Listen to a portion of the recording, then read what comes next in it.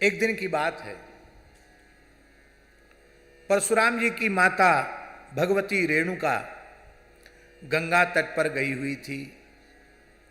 वहां गंधर्वराज चित्ररथ अप्सराओं के साथ विहार कर रहा था। वो थोड़ी देर तक जलक क्रीड़ा उस गंधर्वराज की, चित्ररथ गंधर्वराज की क्रीड़ा को देखने लग गई। यहां बड़ी सूक्ष्म बात है। सतयुग आदि जो पवित्र युग थे, उसमें मानसिक पाप भी करने वाले को पाप करने का दोष लग जाता था। पर कलयुग में भगवान ने थोड़ी सी छूट दी है कि जब तक क्रिया रूप में आप कोई पाप नहीं करोगे तब तक उसका पाप फल उसको भोगना नहीं पड़ेगा। क्रिया रूप में पाप करोगे तो फल उसका भोगना पड़ेगा। कलिकर एक पुनीत प्रतापा, मानस पुण्य हो ही नहीं पापा। मन से पुण्य करोगे, संकल्प अच्छे करोगे तो वो पुण्य तो हो जाएगा, लेकिन यदि कोई पाप का संकल्प हुआ पर आपने अपने विवेक से उस पाप की क्रिया को नहीं किया, रोक लिया, तो आपको वह पाप करने का दोष नहीं लगेगा। महासती रेणुका के द्वारा एक भोगी गंधर्वराज का विहार देखना वो एक प्रकार से पाप ही था। वो एक प्रकार से मानसिक व्यभिचार था, और वो मानसिक व्यभिचार से उनकी जो शक्ति थी वो कमजोर पड़ गई, उनकी शक्ति नष्ट हो गई। कुर्सी है, उस पर बैठ जाए। मानसिक अपराध से, तब बहुत ध्यान से सुने इस प्रसंग को। बहुत लंबे समय से हमने परशुराम जी की बात नहीं कही है, आज कह रहा हूं। तो महर्षि जमदग्नि का अपनी पत्नी रेणुका पर कोप नहीं था।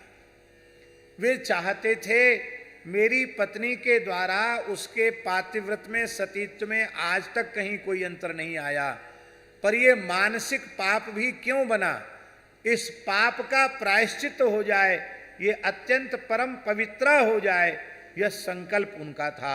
इसलिए उन्होंने विलंब से आई हुई अपनी पत्नी को देख करके कहा, व्यभिचारम मुनिर्ज्ञात्वा पत्न्याः प्रकुपितो ब्रवीत घनतैनाम पुत्रकाः पापम इत्युक्तास्ते न चक्रिरे। अपने पुत्रों से कहा कि मार डालो इसको, इसने पाप किया है, समाप्त कर दो इसको।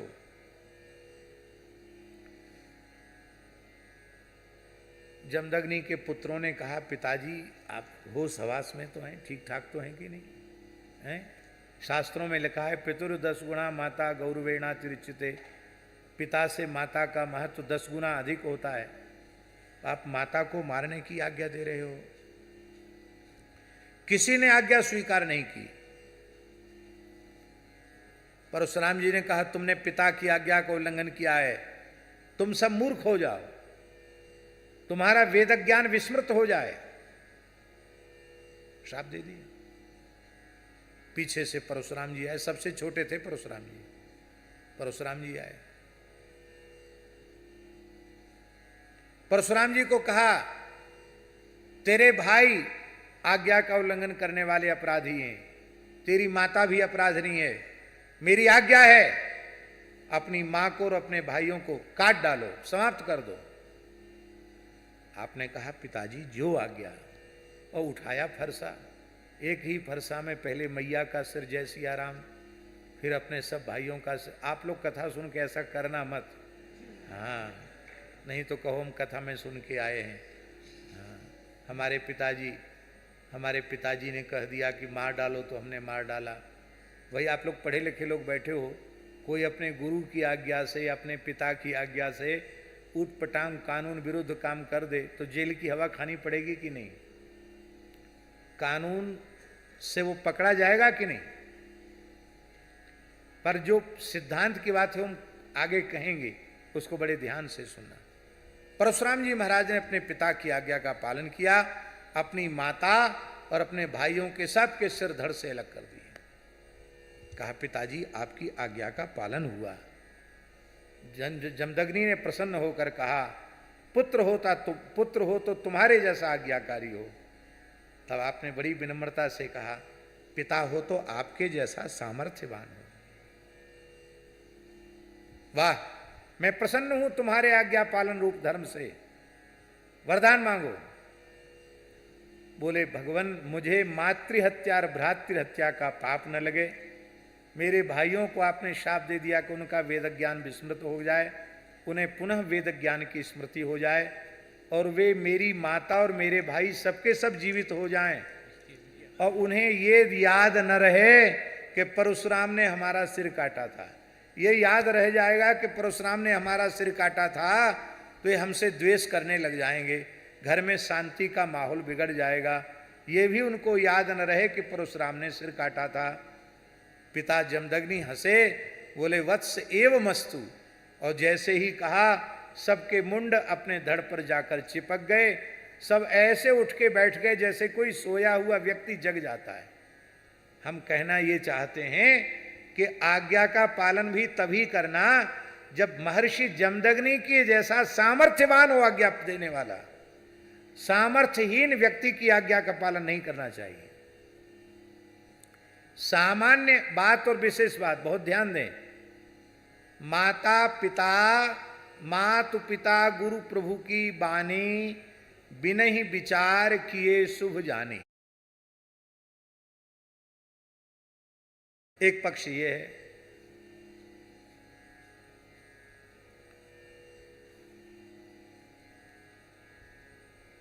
अब देखिए बड़ी ऊंची बात,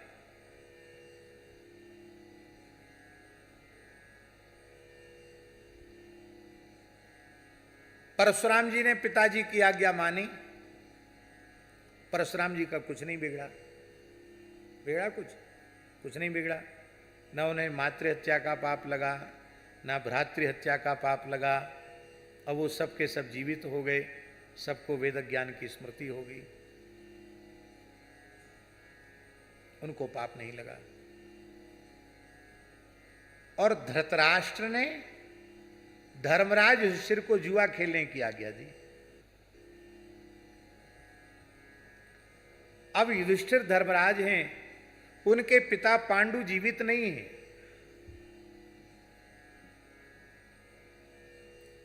पांडु के बड़े भाई धृतराष्ट्र वो राजा हैं।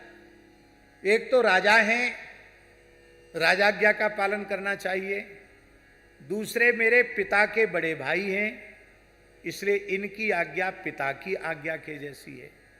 उन्होंने माना तो धर्मराज युधिष्ठिर को जुआ खेलने का पाप नहीं लगा।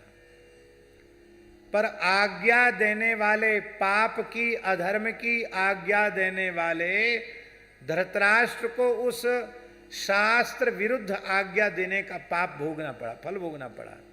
100 पुत्रों में से एक पुत्र भी पिंडदान जलदान के लिए बाकी नहीं रह गया, पूरे कुल का नाश हो गया।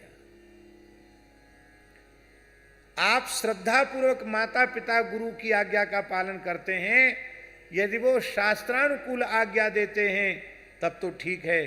यदि शास्त्र विरुद्ध आज्ञा देते हैं तो आज्ञा पालक को पाप नहीं लगेगा, आज्ञा देने वाले को पाप लगेगा। इसलिए आज्ञा देने वाले को सामर्थ्यवान होना चाहिए था।